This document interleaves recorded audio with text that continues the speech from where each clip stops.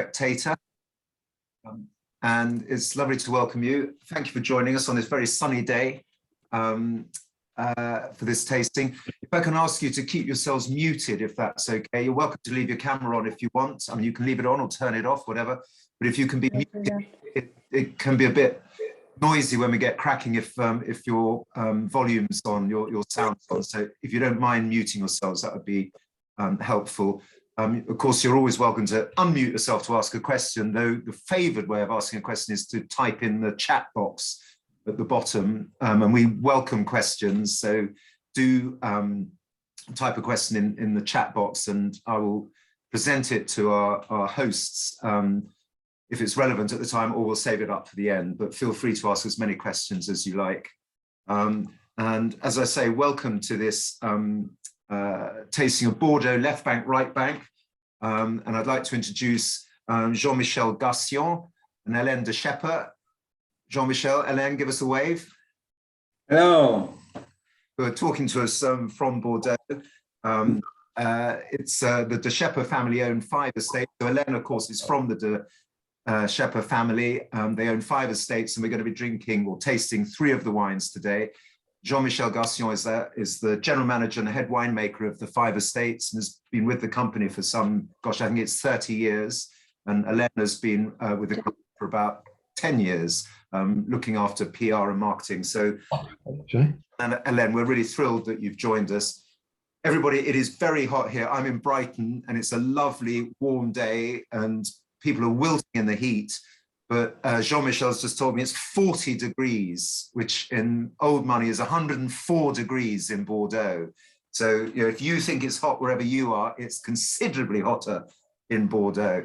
Thank you for joining us on such a wiltingly hot day, Hélène and Jean-Michel. We've got 3 lovely wines today. Some of you will know them. Chris Lintott, who's our old pal, I think you know these wines from the Spectator cruise, and anyone else who came on the Spectator cruise down the Thames a couple of years ago will be familiar with these wines. In fact, I have a picture here I would like to share with you we had a cruise. Those of you who don't know, we had a cruise on a Thames sailing barge. It was a Clay's Claret Cognac cruise. We went clay pigeon shooting down the Thames, and we had some amazing wines, including Château Tayet. And it was I hosted it along with Jeremy Clark, our lovely low-life correspondent. And there he is holding I don't know if you can see that, an Imperial of Château Tayet. Yeah. Which went down very well. We had some of the other wines as well. So we love these wines. The Spectator loves these wines. They were introduced to us by Private Cellar, who many of you know, and lovely Laura Taylor from Private Cellar is on this call as well. So Laura, thank you for introducing me and for introducing the Spectator to the wines of the de Schepper family and the de Mour negociant firm. So we've got Château Tayet, Château Tour Baladoz, and Château Haut Breton Larigaudière tonight. I strongly recommend you pour yourself a large glass of the Tayet, which is the wine we'll be starting with, which is a Cuvée Prestige Bordeaux Supérieur. And I'm going to hand over to Jean-Michel and Hélène, who are going to talk about, we'd love to hear about the de Schepper family, Hélène, how they came to be involved in Bordeaux, the differences of the 5 estates, but particularly the 3 estates we're tasting. And Jean-Michel, we'd love to know the winemaking, why left bank is so different from right bank. And I know we'll have questions as we continue, but I'm going to stop rabbiting. But just to say, we're so lucky we're tasting the 2016 vintage, which I think Jancis Robinson was moved to say was the vintage of her lifetime. So these are 3 great wines in a spectacular vintage, and we're in great hands. So Jean-Michel, Hélène, over to you. Thank you. Thank you very much for this introduction. Hello to everybody. First of all, thank you to the Spectator, to Jonathan and Chloe for letting us have this opportunity to present our wines, and also Private Cellar, Laura, thank you very much. As Jonathan said, I'm Hélène. I'm part of the 3rd generation of the family that is here present on the estates in Bordeaux. We've got some slides. So to help us to do the presentation. So I'm just gonna share my screen with you. Voilà. So these are the three names: Château Tayet, Château Baladoz, and Haut Breton, Larigaudière. So I'm gonna pass to the next slides. Voilà. So here it's a little timeline of the company. So we are Belgian families. We're actually wine merchants in the city of Ghent.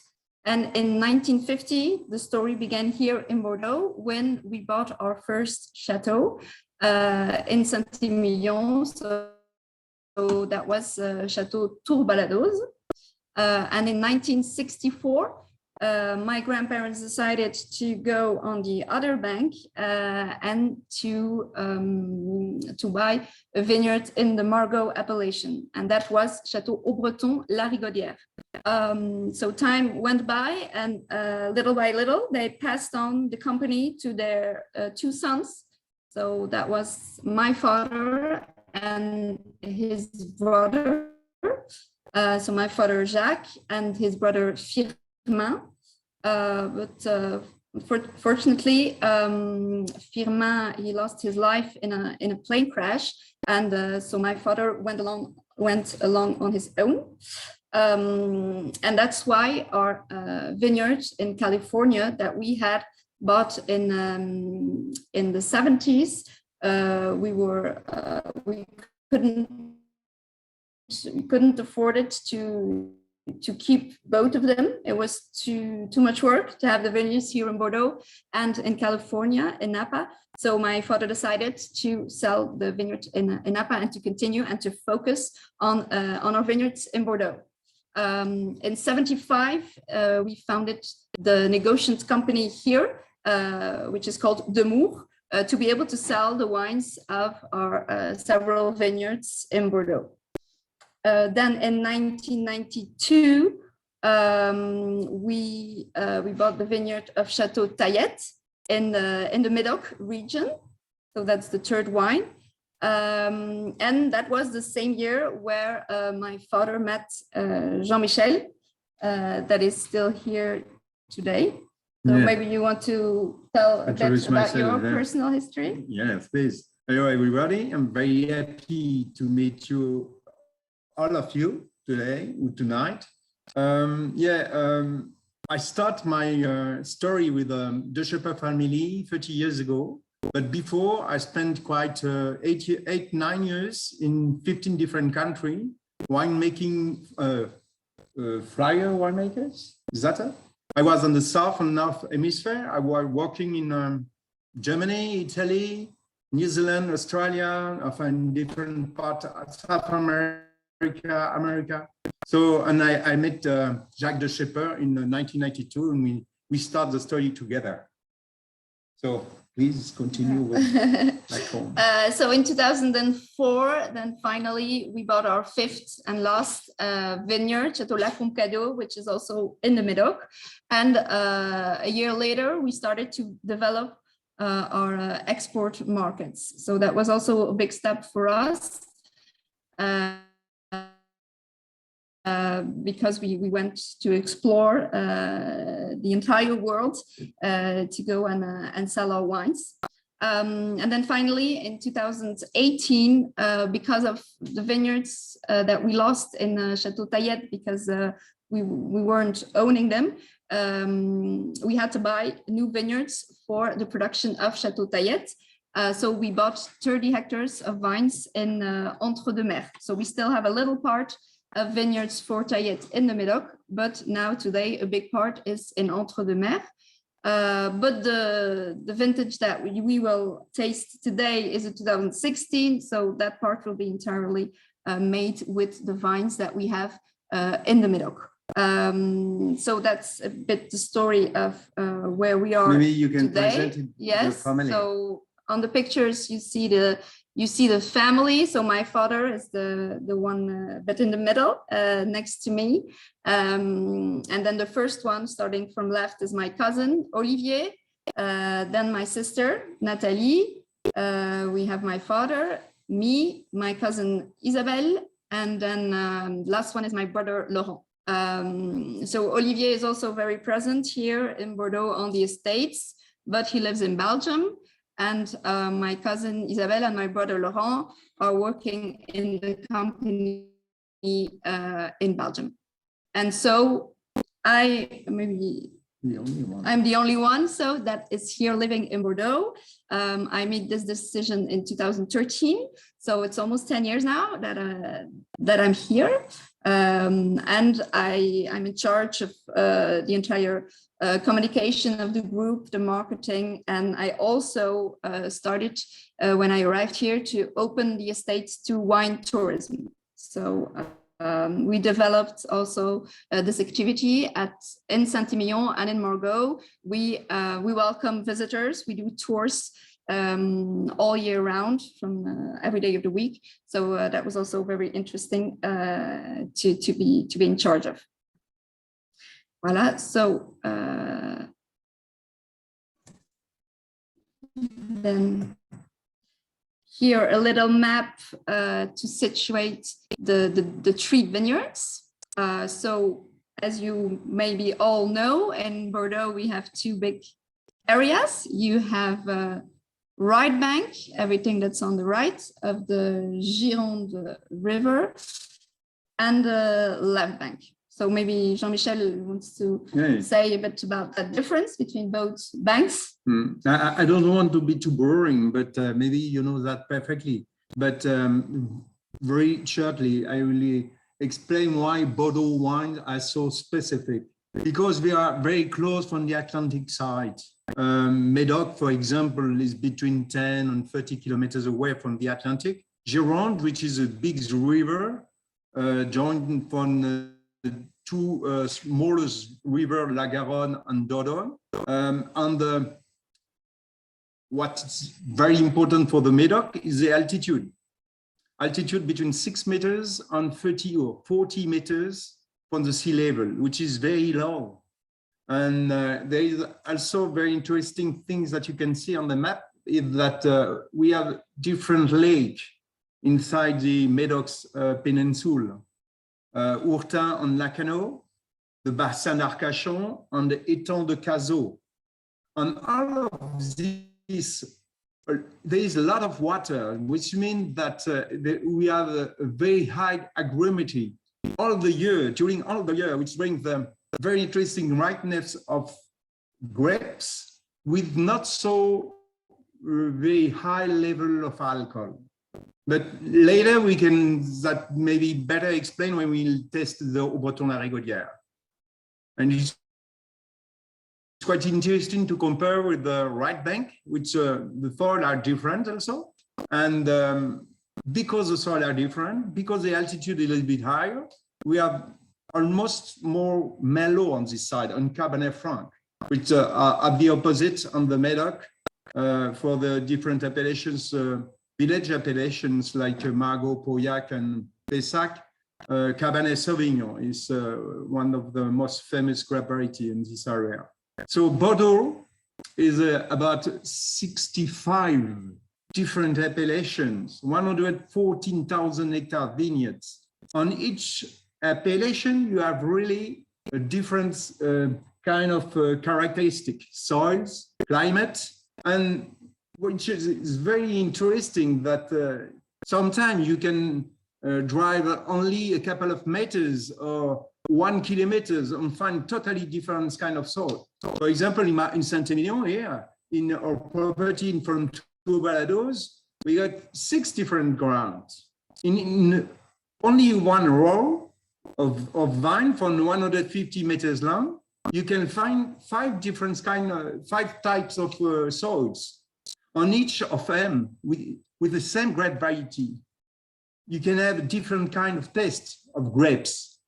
But you know, the better thing should be that for sure than if once you have a time to come to our area and to see that directly is to be the best way. I will try today to explain that, and maybe when we taste the wine together, you will feel what I'm trying to explain to you.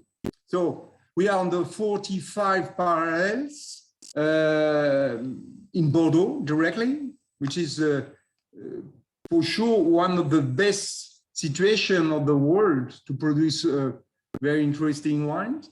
So like I told you, that we are on the largest place around the world, area around the world where we produce appellation wines, with the 65 different appellations: white, red, rosé, sweet, and sparkling. Many wine, many different kind of quality wines are producing in Bordeaux. So maybe we can continue next step. Yes. Yeah. So can I interrupt just very quickly? So look at the map. So Château Tayet, I can see, is on the left bank, and then the other arrow, is that the Entre-deux-Mers vineyards you were talking about? Yes, it is. Yeah. Okay, so you draw fruit from there, but make it at Tayet. So it's still a state fruit, is it? I haven't quite understood this. The thing is, as Hélène explained that shortly at the beginning, we start 1992 with Château Tayet on the left bank with a small properties, but the properties were not big enough because we got some nice success with this one. So I was in charge during 4 years to find the best place in all the Bordeaux superior area where we can producing quite on the same quality level as our original Château Tayet. And after visiting many wineries, many vineyards, so we decided to present to Hélène's family this wonderful property that Hélène family's own from 2018. And inside this property from 30 hectares vineyard, we got 5 different grape variety, which was a very interesting for me. I'm talking about that because I'm a winemaker, as you know. I need to have some contact with the grapes, to test them. And it was quite interesting. It was just before the harvest when we decided to buy the winery. So I was walking around the vineyard a lot and testing many grapes. And after that, naturally, we test on the cellar different kind of quality wine. And when we test the wine with Jacques and Olivier, cousin from Hélène, we test the one we were totally convinced about the quality potential of this area. So we get a different grape variety, Merlot for sure, because we are on the part, is the largest part. But what was very interesting that we still have 5 hectares Cabernet Sauvignon, Cabernet Franc, Petit Verdot, which is one of my lovely grape variety, and also Castet. I don't know if you heard about Castet, which is a very old grape variety from the Bordeaux area. And yet we are trying to introduce this grape variety again in Bordeaux. Thank you.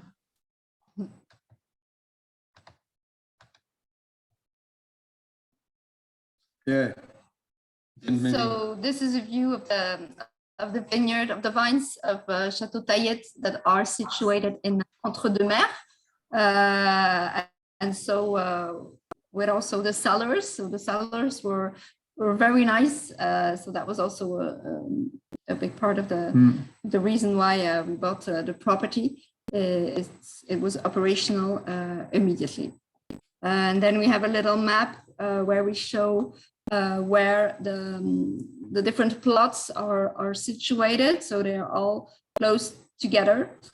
So there's a total of 30 hectares. Like Jean Michel said, there are 5 different grape varieties. And so we don't only make Tayet on those vineyards. we have the possibility to make a great range of different wines, and also single variety wines, which you find very interesting to do on this type of soul. So there are 80,000 bottles normally. That's the average production for Château Tayet. One thing is quite interesting also to tell that Château Tayet Prestige is a Bordeaux superior wines. But one thing interesting to see is how many vines you have for hectares, 5,000. And the same appellation, you can also producing some Bordeaux superior wines with only 3,000 vines per hectare for the same production. That means that on each vines, you get more on this situation, you get more grapes. So the concentration is not the same as the quality wine that we can make by us. So, sorry, can I ask again another question? So Cuvée Prestige, that is a official designation. Yeah, Cuvée Prestige. So, you know, when I start in 1992 with Château Tayet, we were working only on Breton, on concrete tank, winemaking process, on stainless steel tank. After that, naturally, we want, because Hélène's family owns the two other chateaux in Baladoz in Margaux. We want to make some Bordeaux superior wines, high quality level. So we decide to start in 1994 only with 6,000 bottles, which is 45 hectoliters wines. So we try to aging the wines in barrel for 50% New York barrel and 50% a year's old. And it was very interesting. Unfortunately, in 1995, we lost a large part of the production with accidental climate. C'est ça, an accidental climate.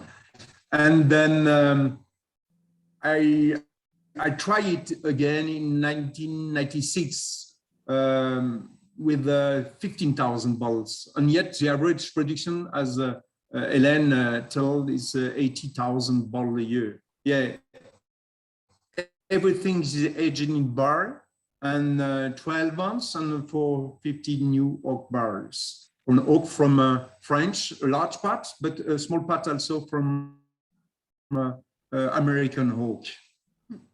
And there are not a lot of Bordeaux superior wines that have that much of aging in oak. Yeah, you are right. Yeah, well, this one is quite successful everywhere around the world. We can talk about Canada, Switzerland, naturally in Belgium, and we are selling a large part also in Asia. Even if we are talking about Bordeaux Superior, you know, in Bordeaux Superior appellation, you can find many wines and many quality on many price. So by us, we are talking not about Bordeaux Superior wines, we are talking about Tayet Prestige. Okay. So shall we try it? Yeah, Yes. It's time for it.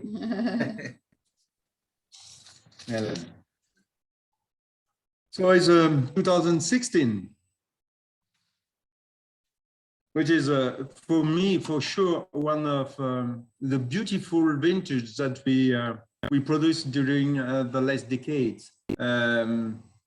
We had this freshness in 2016. It was quite a hot years, but we have probably a little bit more freshness as a 2015, is my opinion, you know. The truth is always in your glass, huh? You know, I can talk some things, but I'm. It's maybe not. It could be then wrong. You get la vérité. Truth. Yeah. You have the truth. Okay, Hélène, what could you talk about what is your feeling about this wine? I think yes, the freshness, you have it in the nose already. It's very fresh fruit. It's dark fruit. Yeah, right, black fruit. Really Yeah, black. Yeah. The color is also beautiful. It's deep. A little bit dusting black pepper. Yeah. Yeah. Yeah, you have the spices in the nose, the on pepper. the nose. Yeah. It's very soft as well, isn't it? Yeah. You're right. It's very, very silky and soft. And it's 10% Petit Verdot, but did I read somewhere that you're planting more Petit Verdot? Yeah, I plant all the time more Petit Verdot. You know, it's not an easy grape variety to work with. Petit Verdot got this specificity it was born on the Médoc. But yet we had some Petit Verdot on the right bank and also in Saint-Emilion, into Baladoz and Château Tayet. I take this grape variety because we always have this freshness, nice tannin. The grapes are very small. The color are very deep. Acidity is a little bit higher, but quite interesting when you blend it with a Cabernet Sauvignon Merlot, because Merlot is very soft. And this Petit Verdot brings freshness to the wine and also the spicy side.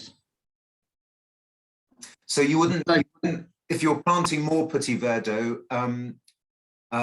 you're not going to add more to the blend. You just want good Petit Verdot. It's just like it's like a bit of seasoning. Is that right, to the Merlot and the Cabernet, or would you increase the amount in the blend?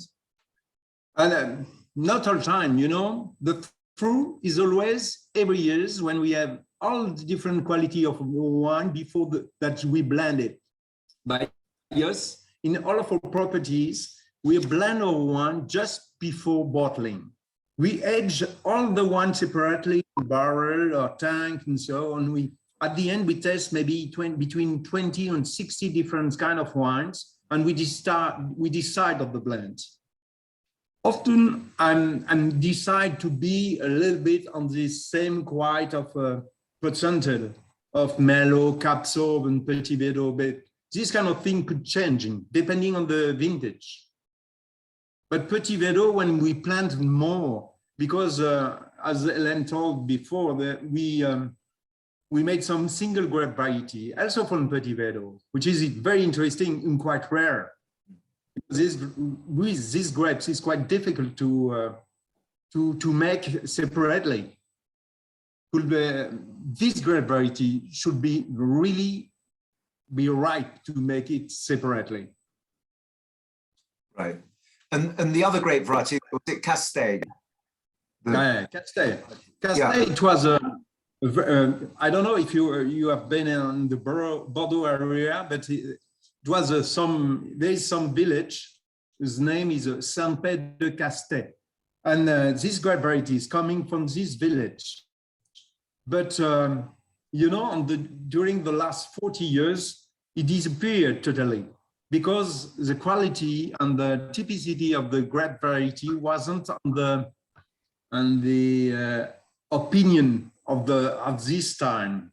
Yet, because the temperatures higher, the climate changing, we need this kind of grape variety again. Castaigne have a nice color, very nice color, nice acidity, but what is very interesting is a low level alcohol. And Castaigne coming again, experimental sites, but directly before 3 years ago, we decided to plant it.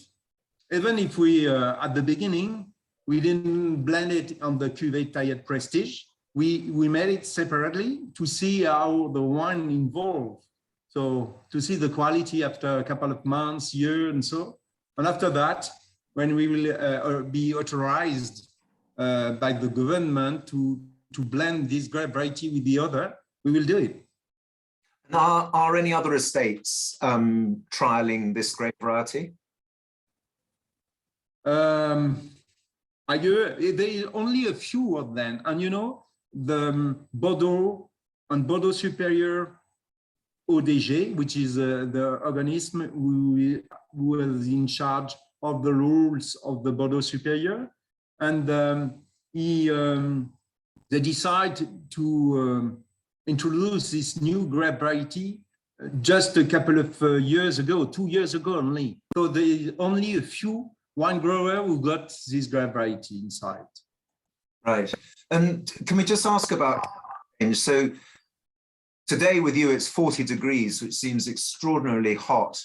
And I went to a dinner recently with Château Tayet, and they were, Emmanuel Cruz was saying that they're planting a lot of Malbec, largely because of climate change. So are people having to change their grape varieties? I mean, like Merlot, one imagines in 10 or 20 years, it might not be sustainable to grow Merlot, because I understand, it's quite a thin-skinned grape, I think. I mean, will it cope with the heat?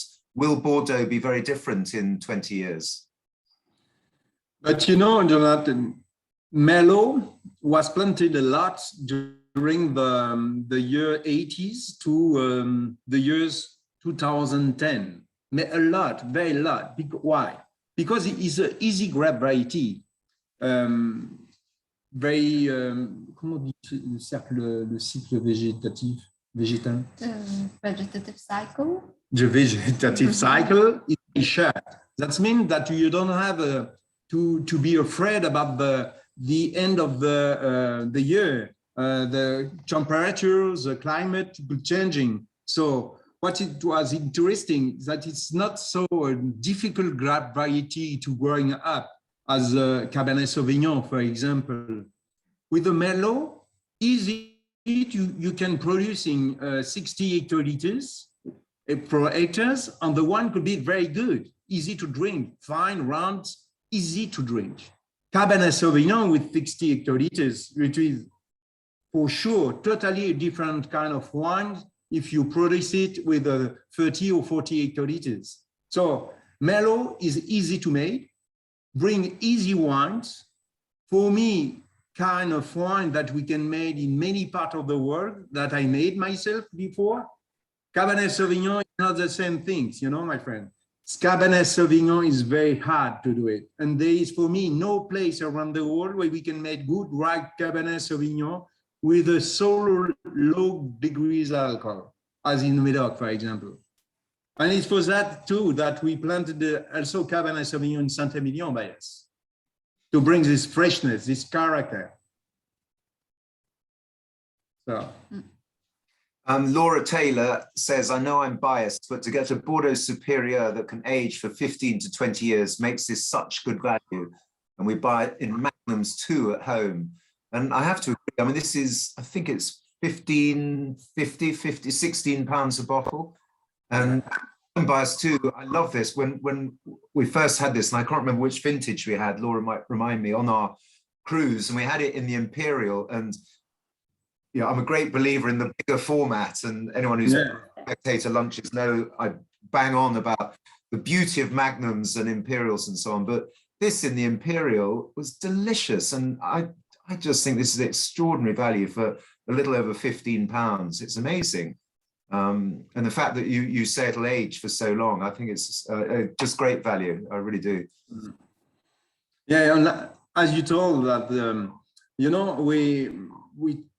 we start with the 1994. It's a long time that I didn't taste anymore the 1994, but a couple of days ago I tasted the 1996, and it's incredible. You will be very surprised that a Bordeaux Superior one could age in so long time and keep so very nice freshness. And also 2 months ago, often Jeroboam, which is a 5 liters big bottle from 2010. It's incredible how the freshness we have still in this wine. Yeah, and when we do blind tastings, which we do a lot because we like with our wines do organized tastings just with us.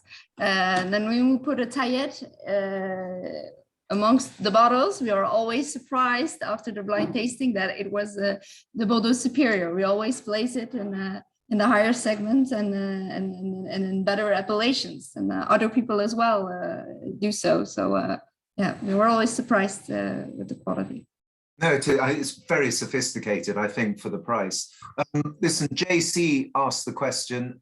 Apologies if I missed the answer to the question, but you showed you had vineyards producing the Château Tayet label on both the right and the left banks. Actually, JC, it's the left bank and the middle bit, which is the Entre-deux-Mers between the two seas or the two rivers. But it says, is the wine we're drinking solely from the right bank? Well, I guess they mean from the Entre-deux-Mers. And how would I distinguish between the two regions if I was buying Château Tayet in the future? So this one is only left bank because it's a 2016, and we bought the other vineyard in 2018. And for it started in 2018 with them. Yes, so 2018 was the first vintage where we had both vineyards. Yeah, but same blend, same aging, and same winemaker. So where is it made now? Is it made in those, the winery you showed us the picture of, or is it still made in Château Tayet in the Médoc? Both places. Yeah. Oh, okay. Okay.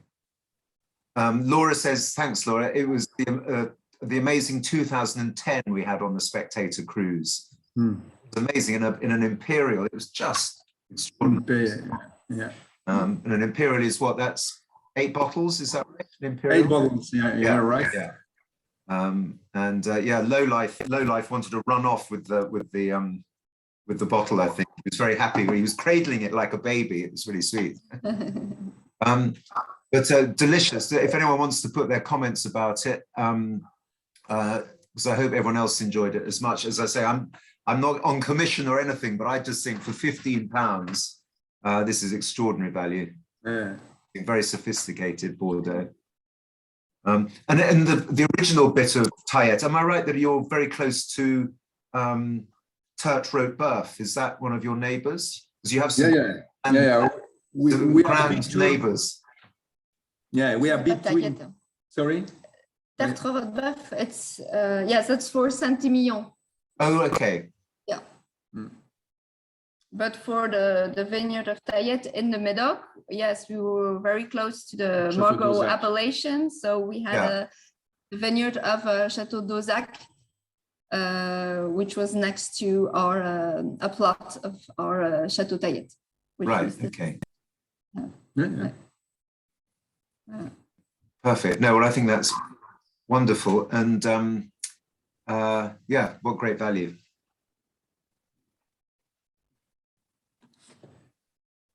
Oh, actually, here's another question. Sorry, actually, good question. I thought the left bank was predominantly Cabernet and right bank was predominantly Merlot, but this is 55% Merlot from the left bank. So now you're confusing us. Jean Michel, you're confusing us now. No problem. It's totally true like this, because the only thing is the high proportion to Cabernet Sauvignon left banks position on the different kind of soil. On the gravel and sandy soil, we found more Cabernet Sauvignon. But Château Tayet, just across around the river, La Garonne, which is more lime, sand and lime soil. It's different kind of soil. It's for that we are using more Merlot. And also, even if we know that Château Tayet can aging a very long time in the cellars, but between you and me, you know, it's better to drink it because I'm producing wine every year. Huh? But, you know, Château Tayet is, I believe it was more interesting to blend it with more Merlot, to appreciate this kind of wine earlier, as not waiting for 4 or 5 years before, you know. It's for that I bring more Merlot, to bring the wine more round. Yes. Can I be heard? Absolutely. Who's that? Do say. Just a very quick question before we leave this lovely Château de Tayet. Tess, is that Tess? Yeah, yes. Tess, yeah. I am just a little bit confused that the final T of Tayet is pronounced. That would be contrary to most French pronunciations. Is yes, no, it would it not?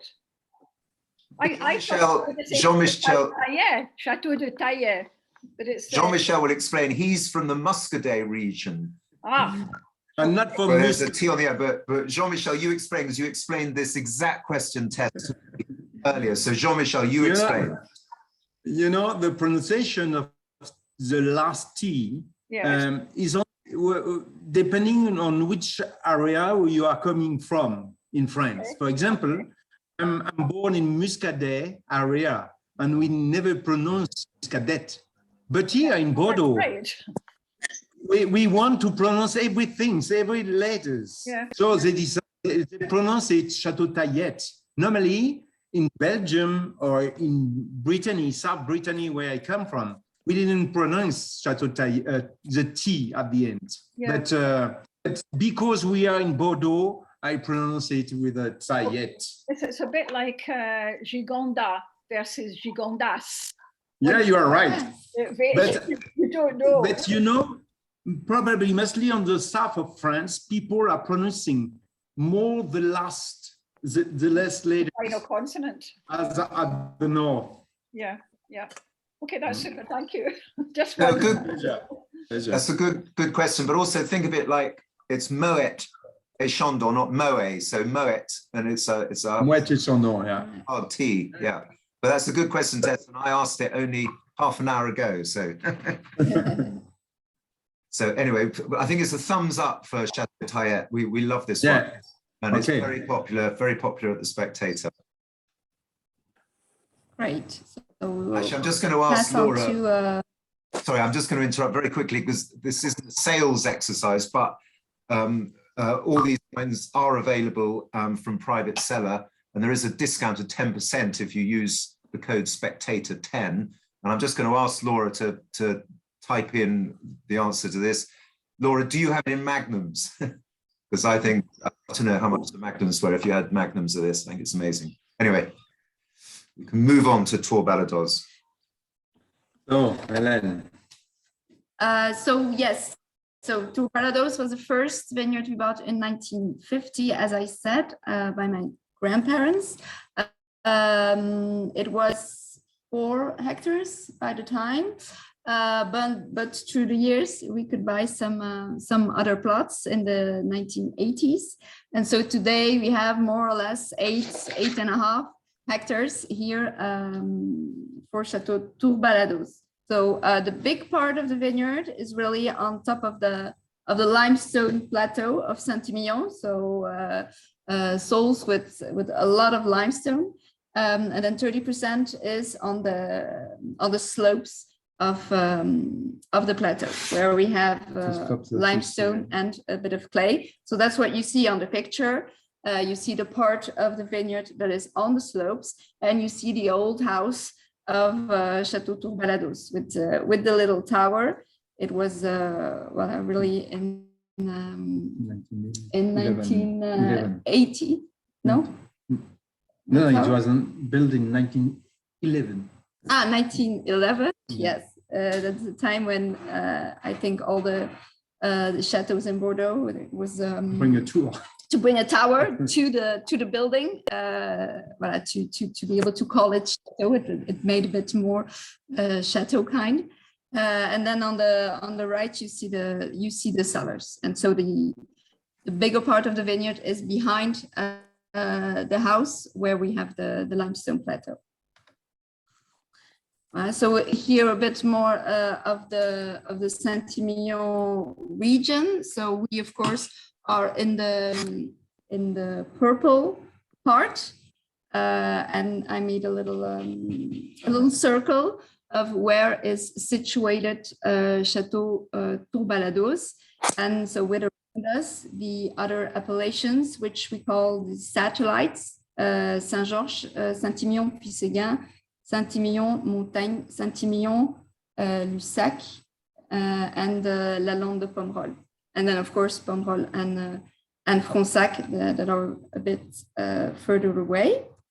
On this map, you see a bit more the kind of soils that we have. So again, I placed the little circle on the place where are the vines of Château Tour Baladoz. So we are really, the biggest part is in the yellow part, which is, like I said, the plateau with the limestone, the calcaire à astérie.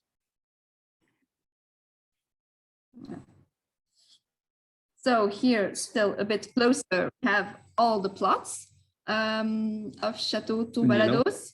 So on the orange, it's actually the part that is on the slopes, and on the yellow is the part that is on the plateau. So they are all relatively close by.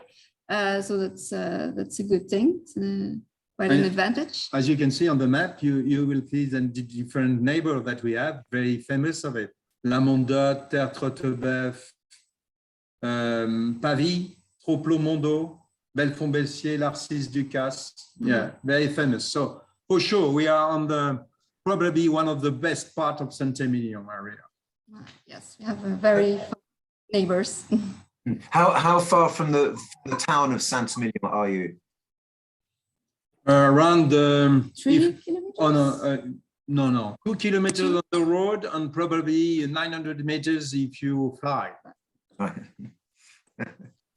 But you know, from us, you can walk inside the caves through Saint-Emilion, because most of the part of our vineyards are on the limestone clay plateau, between 19 and 100 meters high, and inside we get carrés with a different level, and you can walk from Château Baladoz inside the ground through Saint-Emilion, which is very, very special.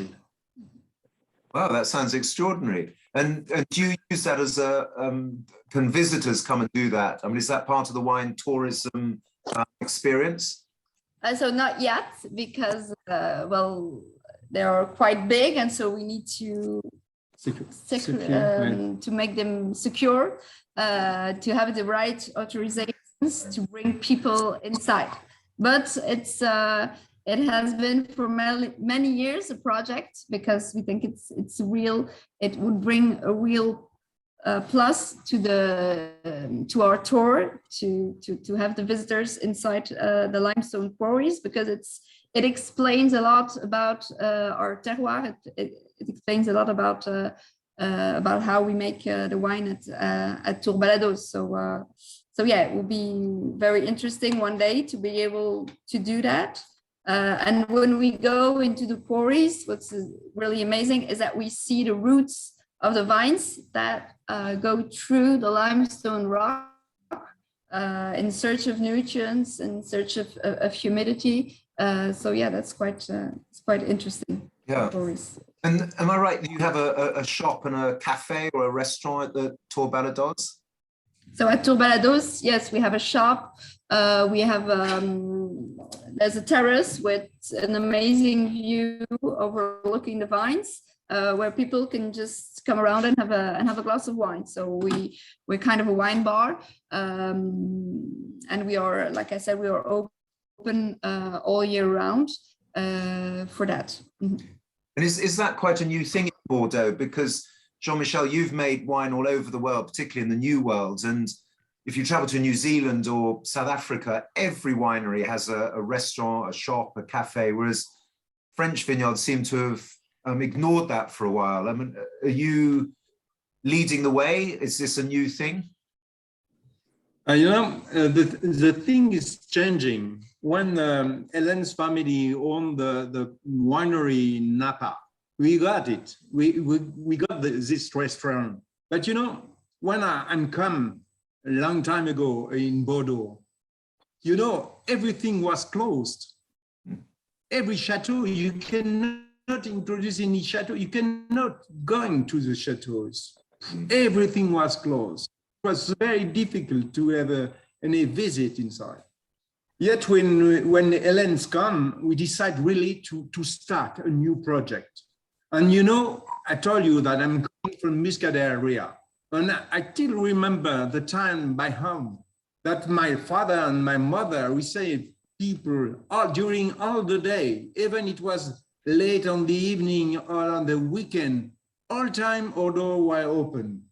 And so, you know, I keep it in my mind, and then I tell you, oh, no, it's impossible to live like this. We have a fantastic countryside. We have a fantastic place, and people have to know, and have to come to see that, and to better understand why our wine are so good.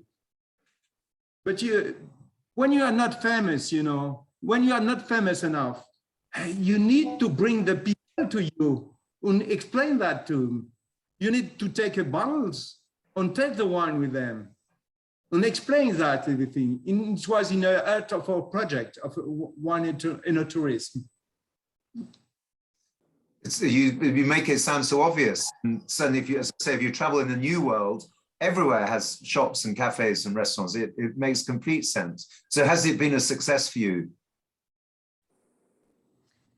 Yes, it has been now since 2014, so it has been 6 years now. Well, of course, we had 2 years, a little bit complicated, as you all know, with the pandemic. But yeah, from 2014 to 2019, our visitors went up.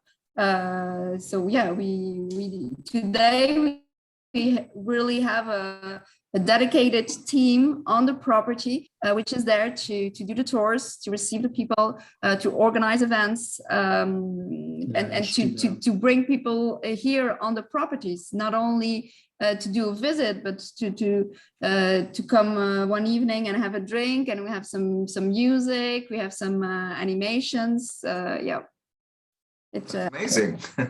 Yes. Sounds fantastic. So let's try the wine.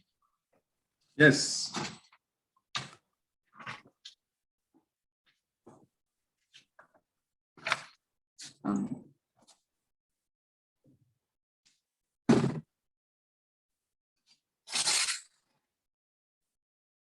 So again, in 2016, on the picture you can see the limestone. Yeah, asteroid. Asteroid. Ouais. And you can, comment on dit fossile? Fossils. Fossils. We have plenty of this. I mean, you know, it's not very deep. It's only at 50 centimeters. And we get about 50 centimeter ground or 30 centimeters. And after that, it's a rock. So that means that a long time ago, it was the water area. Because when you get some limestone, you get some water. Maybe it was a river. The river was very large, could be, or could be the sea also. But on this wine, the first thing that we can feel and we can smell is the limestone. For me, it's very typical. Typical on the nose, even if we get some, we have a very high minerality. And as you can see on the picture on the right side, we can see the career and the roots of the vine through the stone. You can imagine how when we talk about minerality in Saint-Emilion, in Tour Baladoz, there is no other picture could better explain of that. How deep are those vines? Oh, how long do those roots stretch? You know, for example, on this place, the vineyard is about 60, 65 years old. So, but yet, if we arrange a new vineyard at the same place, the roots, the new roots will then take the same way as the oldest one. But at the beginning, probably the roots need 20 years before going through a stone, a block of stone from 5-6 meters deep. But there is nothing more strong as a small roots, because you know the roots producing at the end of them acid, acide sulfurique ou chlorhydrique, sulfurique. Ouais. Sulfur acid, which destroys. Yeah. So it's inside our career that. Yeah, and on the left inside, you can see the entry of it. And just 1.5 meter out of it is a vineyard. Now would be a great time to go in the quarries. Oh yeah. And Because why were they? inside. Sorry, I was asking, why were they? Was it to get stone out to build? I mean, you say it's a quarry. Was it to get stone out? The career about between 400 and 500 years old, but they didn't. Comment on dit creuser? They extracted. Stone. They didn't extract the stone in 10 years. It was during centuries, because they were using the stone to build Bordeaux, to build Libourne, and to build Saint-Emilion. So people were got some money in Bordeaux and wants to build a new home, a new house. They order a stone from Saint-Emilion. And because the people didn't have enough money to live during the winter, so they were going inside the ground to cut some stone to bring them with a river to the port of Bordeaux. And after that, it was about 150 years ago. All of the career were using for the champignon, Mushrooms. Champignons de Paris in Bordeaux. But they stop it. Do you know why they stop it? Because we need to make some mushroom. We need comment on dit la merde le crottin de cheval? Oh, horses shit to make manure. Yeah. Sorry for the term, but I don't know which are the right terms of it. Manure. But we need it to make a mushroom. And in the year 70 or beginning of 80, the horses disappear on the area. And at the same time, the mushroom disappear also. So maybe back to the wine. Yes. And so can I just see the grapes in this again? I can't remember what the blend is in this. A large part of Merlot, because we are on calc, on limestone and the clay, and Cab Franc, Cab Sauvignon, and like I told you before, a Petit Verdot, 5% Petit Verdot, yeah. Yeah, what do you think about the wine, Hélène? What is it? It's really spicy on the nose. I always like that. It's Baladoz. It's constant. I think in all the vintages you have that spicy side. And fresh nose with a little bit smoke. Mm-hmm. Certainly, that seems to be your hallmark, Jean Michel. The freshness. This seems very fresh to me again. Yeah, you're right. And you will see that. And after with Haut, Breton, Larigaudière, I mean, but in all of our three wines, we still have a lot of freshness, which is the way that we want to have all the time in our wines. Freshness, bring the wine easy to drink. But you know what is very important for me is after a glass, you need to take one other. And you know what is very performant and very nice for me to tell, oh, the bottle is empty. You know, it's fantastic. I don't want to make a boring wine. After a glass, you be set. C'est ça. You are full because the wine is too heavy, too sweet, and so this freshness in all of our wine that you need to take a glass more, and it's fantastic for me. No, so this seems fresh and soft again. So is that a hallmark of you, the winemaker, as you've just described, or is it a hallmark of this really great vintage?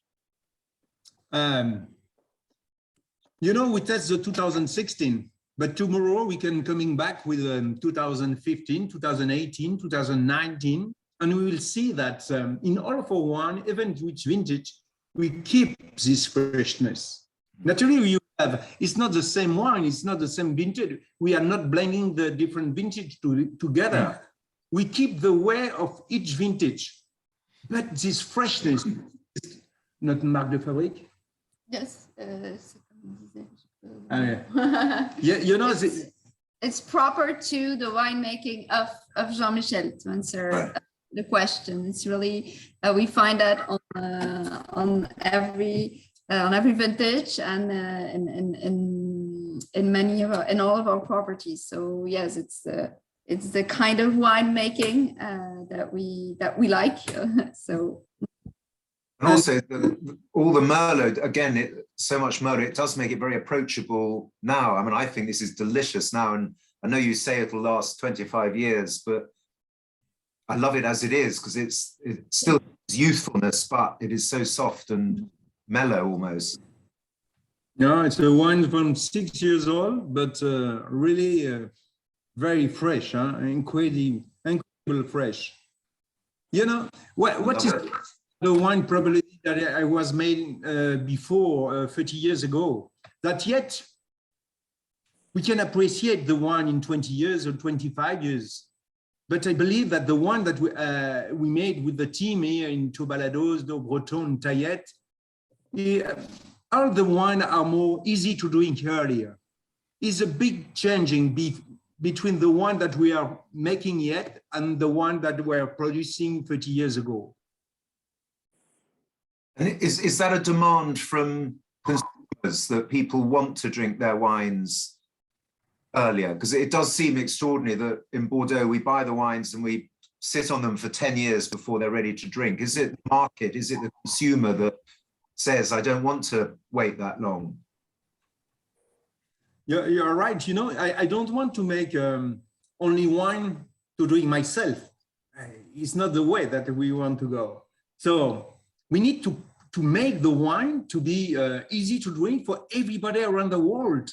When they decide to take a bottle of Baladoz, of Tayet, or for Breton, everything all the time should be then the wonderful moment, successful moment.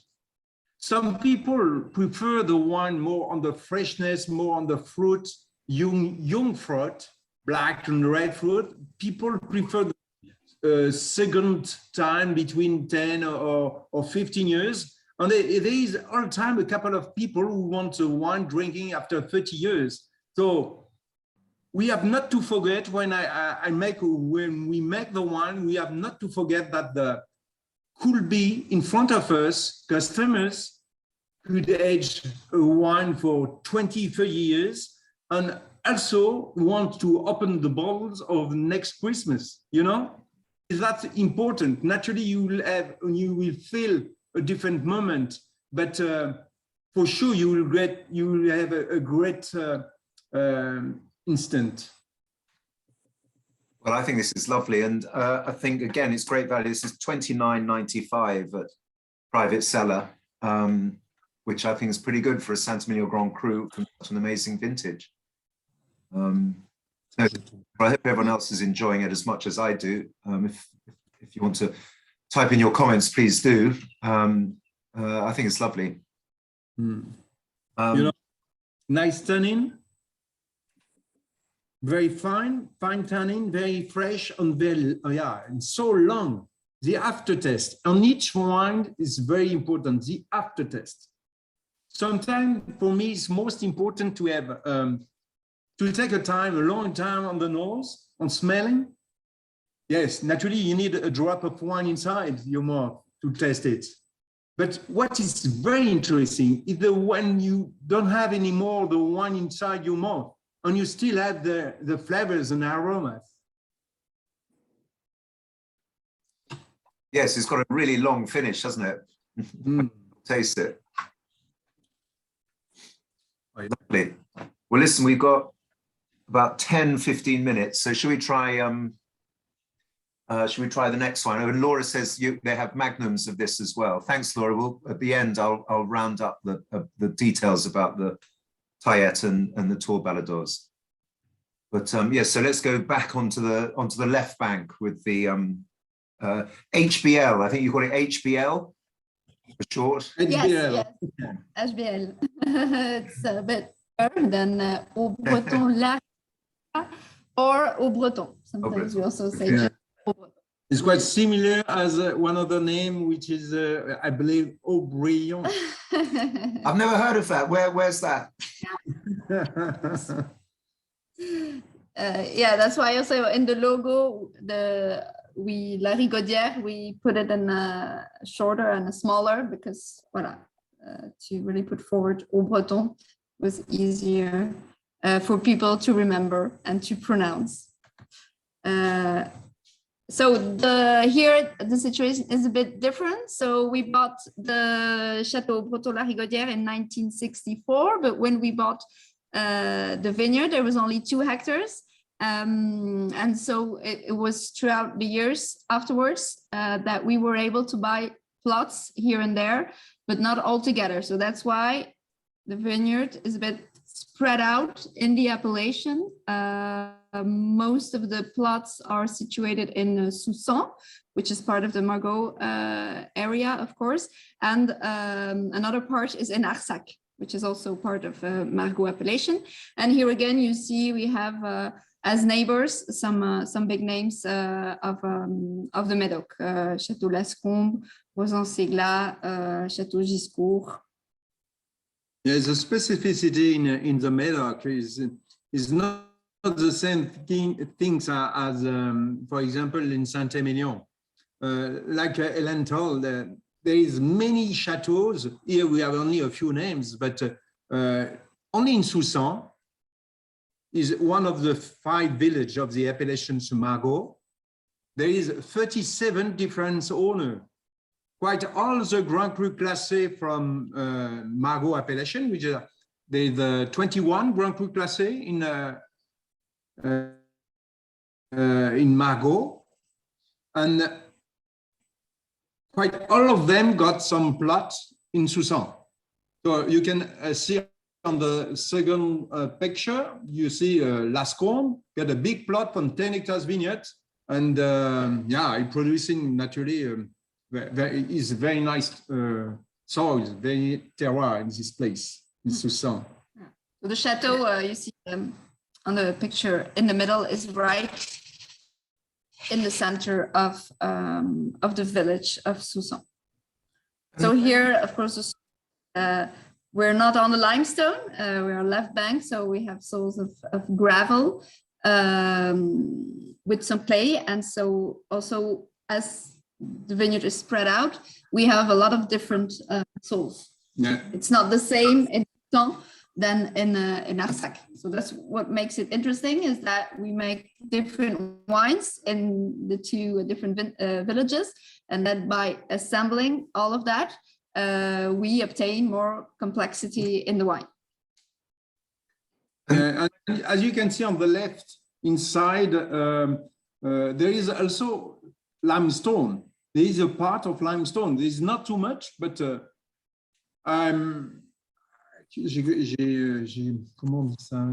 I saw about 11 different kind of soil in our properties. And you know, we had only 15 hectares vineyards. And when you drive with your car on the D2 through the vineyards of Margaux appellations, you can believe that when you see that from your car, it's the same ground. Is gravel and sand, but it's not true at all. There is many different kind of characteristics of soils on subsoil, which brings for sure with the different grape variety with growing inside, different kind of wine. And for me, winemaker, is very pleasant. I love it, you know. Every year you feel something different, you test grapes differently. And after 30 years, you know, I'm like a baby. I'm an old baby, but still a baby. And I'm really every harvest at the beginning of new story. And so can I ask then, going back to that map with the different plots, and you said you bought up various, when these plots come for sale, how does it work? Is it gossip in the local pub that someone says, oh, there's a plot just outside Soussan that's coming up for sale? How, is there a great scramble from all the chateaux who all want a certain plot? Or Jean Michel, is it you exactly, you know, getting very excited saying, oh, what I'd love for my palette is that little limestone plot. There's a little plot near Rouzan-Segler that would just be perfect for Merlot. How does it work when you find a plot, and how do you get hold of it? And how do you stop someone else getting hold of it? The thing is, maybe could you return again picture, then after when we saw the soil? Maybe the answer is here on the left. What's up? Picture? On the left picture above, you see my hand inside the gravel and sand. You know, I'm comment on dit paysan, ou je suis un, tu vois, un homme de la terre. I am a man of the soil. Yeah, you know, I need that. You know, you can see on the camera, I'm always talking with my hand. I need my hand because I take this ground, I smell it, and we can feel a lot of things with the hand. So I try to know, and I try always to look where the vine is growing, which kind of grass is growing inside. Because everything is explained a lot for me. When I saw this kind of grass, oh, I know that this grass growing only on this kind of ground, you know? And that is for me very interesting because yet after 30 years, I know quite, not perfectly, but I know a little more as 30 years ago, the ground of Soussan, on Arsac, on Margaux, and so. And in Margaux, there is a richness incredible of the soil. And you know, there is no place, I told you that for Cabernet Sauvignon, that I think that there is no place where you can grow in Cabernet Sauvignon ripe, as in Margaux, as in Médoc. But it's more true for the Margaux, because here we are less clay as in Saint-Julien or Pauillac. Here we get the deep soils from gravel and sand before that we take the clay, which the roots need to go. So more that the roots go through this kind of soils, more the power of the vine to have to be very strong. But we get, as you can see, 10,000 vines for hectares, which means that for each vine, the production, the average production is maybe 1 or 2 glass, 3 glass of wine maximum. So, you know, you can imagine the energy that the vines needs to bring this air, this water to growing up, to bring this water inside the grapes and keep this high minerality of the soils. And like I told you with Baladoz, we blend the wine only at the end of the aging. It's the same thing for Haut, Breton, Larigaudière. At the end of the aging, we have over 50 different kind of wine, even if we get only 15 hectares. Because we make the wine separately between all the different grape variety, depending on the age of the wines, on the vines, and depending also on the origin, which is when the grapes coming from Arsac or for Soussan, we separate it of them. After that, we age the wine separately in different kind of barrel. And for me, barrel is not only oak, French oak. No. I work on the oak, on the barrel, till 30 years, because I start to make this kind of test every year with every vintage. I test everything. And because we blend the wine at the end of the aging, because of it, for sure, we know the difference. We can feel the difference. So after 30 years, I can tell you there, oh, yeah, 2022 should be probably hot, hot season, hot summer. So I start to imagine which kind of barrel I have to choose, which kind of barrel maker, which origin I have to choose, on which toast I have to choose. At the end, if you have a time and you can participate at this kind of wine tasting, it's very, very interesting. For the same plot, you can have at the end 10 different wine. Crazy. We test all the blind, all of this kind of wine blind, and we decide after that. I take all the informations and we decide which we keep and which wine we separate of the first wine or not. And naturally, after that, I talk with my barrel maker and say, okay, you know, you arrive at the end. Your wine, all wine in your barrel, wow, you destroy my wine. I can't work with you anymore. You know, it's like this. When I arrived in Margaux, long time ago, I was talking with Claude Charon, which was the winemaker from Château Palmer. And he told me, oh, he was using only one barrel maker. He was working with Nadalier. But directly when I arrived, I decided to work with 3 different barrel maker to test how one could involve if they are coming from Assac, from Soussan, from the Young Vignette, from Merlot, Cabernet Sauvignon, and we tested everything.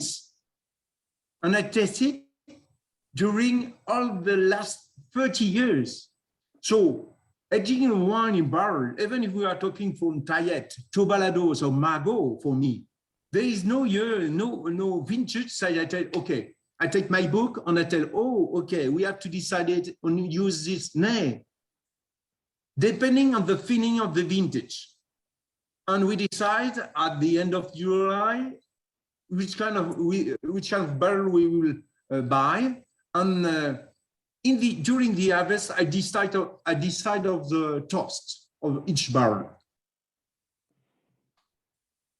It's extraordinary. When you explain it like that, the work that goes into creating this bottle of wine is amazing. So let's try this.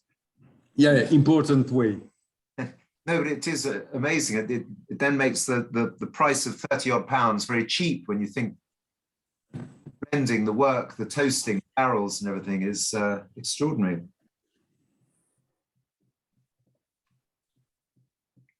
As you can see on the picture, we have a large part of Cabernet Sauvignon. Yeah.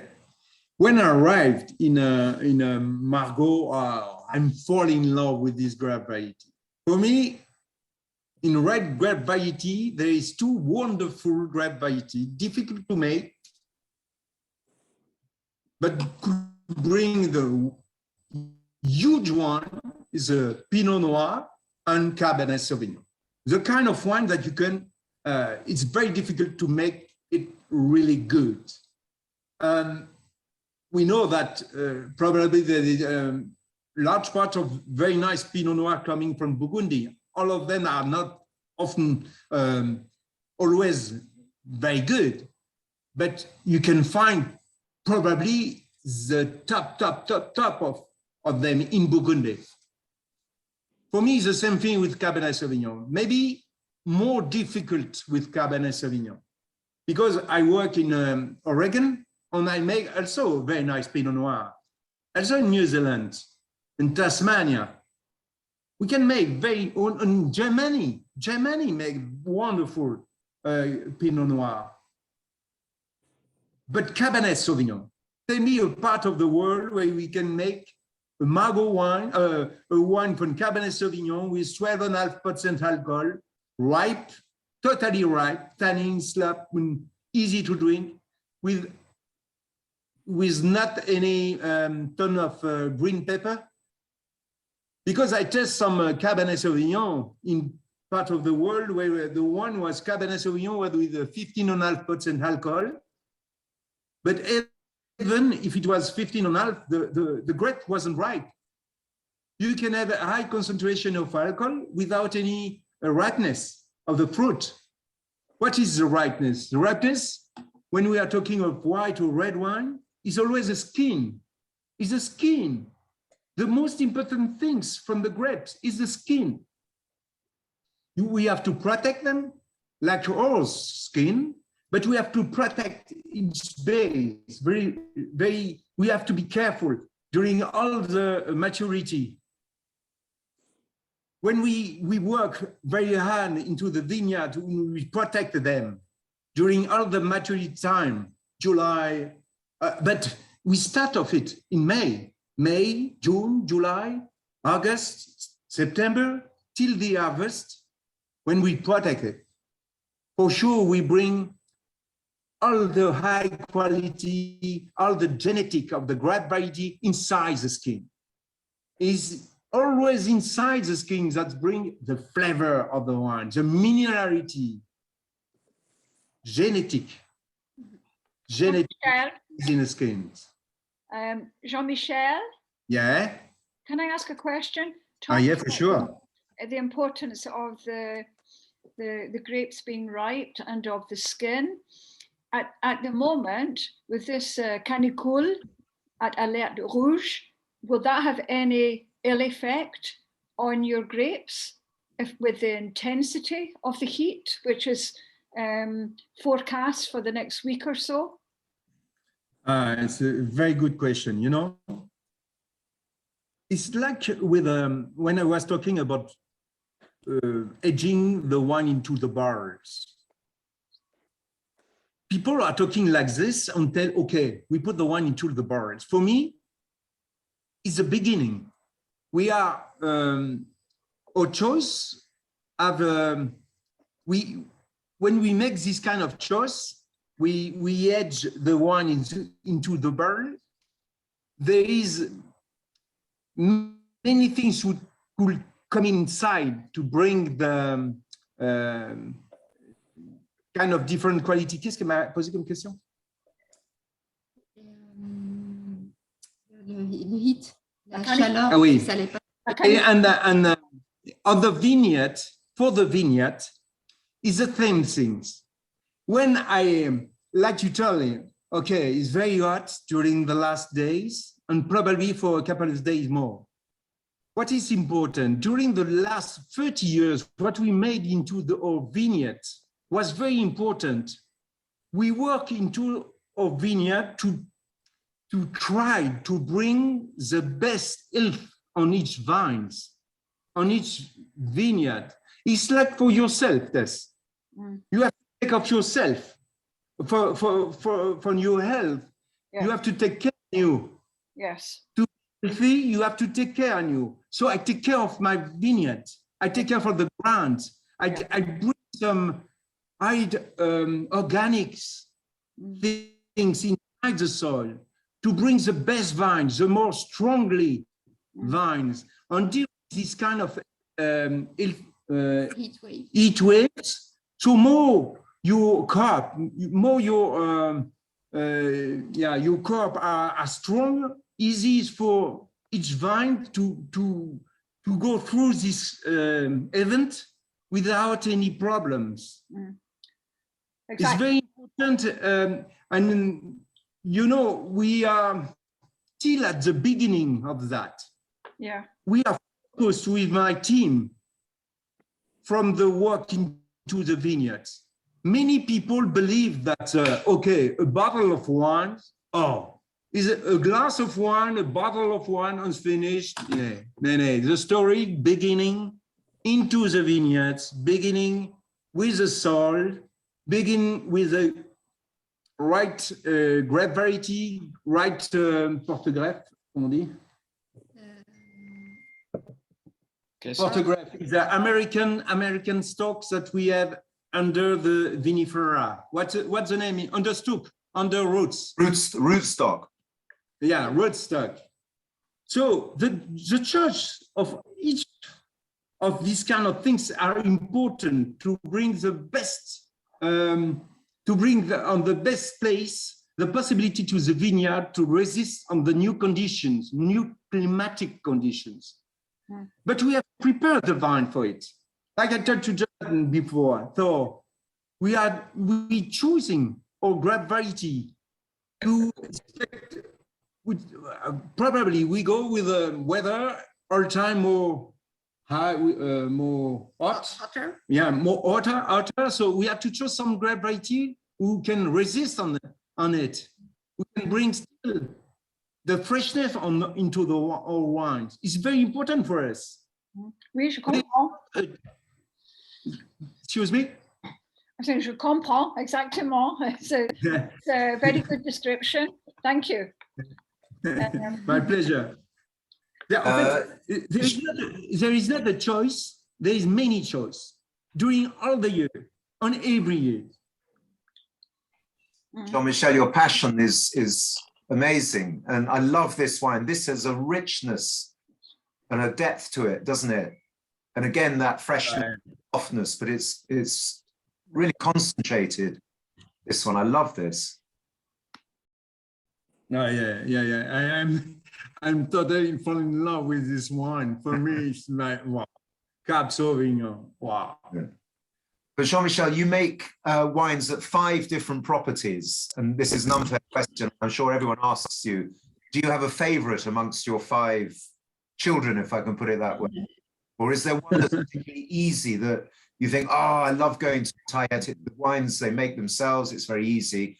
Or is one of the estates a bit more complicated? I believe, it's complicated. I believe that, Jonathan, I believe that there is a wine for every moment.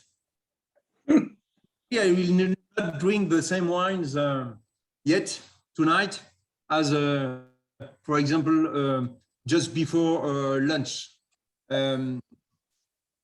Au Breton, with its freshness, if you put the wine on a real good temperature, is a wine for tonight, with a nice entrecôte, with the grill. Wow, fantastic.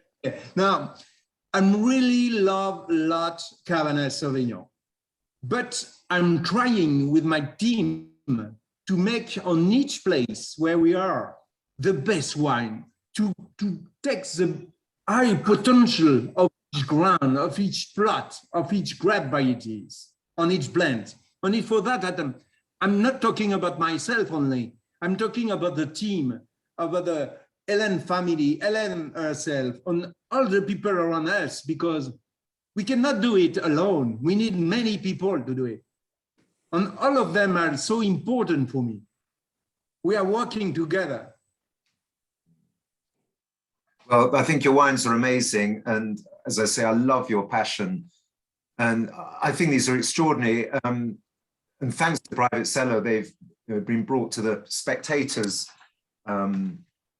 attention. And I think they're sort of under the radar wines. And I don't think Laura has any of this vintage left of the Haut Breton, but I think Private Cellar still has the 2018.